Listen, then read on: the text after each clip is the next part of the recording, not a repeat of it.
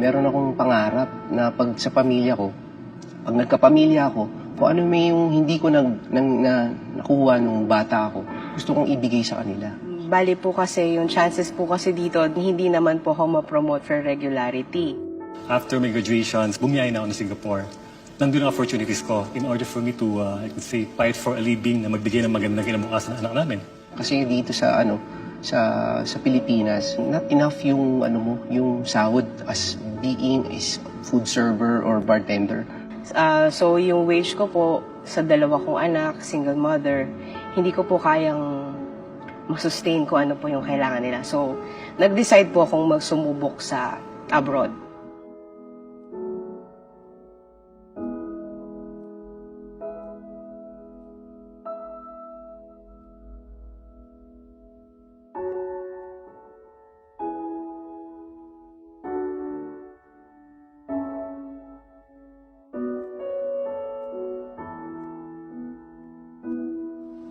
I'm Praxis Cher Fernandez. Kian Angela G. Bukay po. Ang pangalan ko po ay si Timothy James R. Cortez po. My mom is a flight attendant. I'm very happy for her because she is traveling. How about your dad? He also worked abroad. Excited po siyang umalis po tapos sobrang saya niya po. Sana maging masaya po yung mama ko na magkatrabaho na po. May mga pasalubong ka si Papa ko sa'yo. Umuuli na po yung Xbox po. Yung mga sapatos po. Mamahaling chocolate po tapos yung mga damit po na galing sa ibang bansa. Teddy bear and pillows. So, ano pakiramdam mo having a mom as a flying steward? How did you feel? Very sad because I cannot see my mother every day. Sometimes I feel that she doesn't love me, but she said that she loved me. Ano po, malungkot po. Ano yung nakakalungkot nun, Kian? Aalis na po si Papa.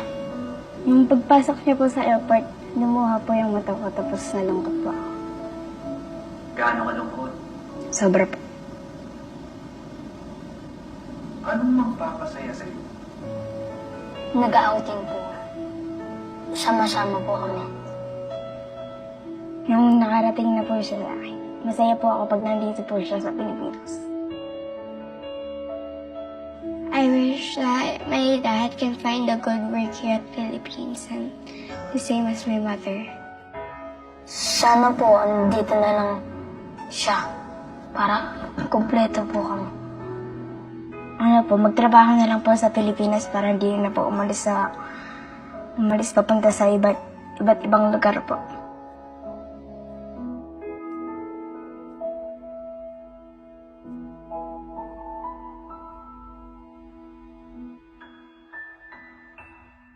Ayun nga ako, na-surprise din ako yung sinabi niya na sana dito na lang ako.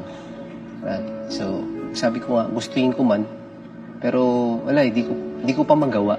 Skip sa dibdib. Na-realize ko na mahal nila ako kasi minsan hindi kami ganun ka-expressive sa salita or minsan kasi pag nasa bahay kami, kulitan lang. Parang kinutok yung puso ko kasi sana nga, nandito ako, ganun. Masakit kasi I'm away from her actually. Especially ngayon, narinig ko galing sa kanya. Andun na ngayon na-miss ko yung childhood nila eh. Pati ba naman yung adulthood na magbibenata na sila. Hindi kasi enough yung kahit sabihin nating high-tech na ngayon, technology, text, Skype, internet, whatever. Iba pa rin po kasi pag personal mo silang kasama.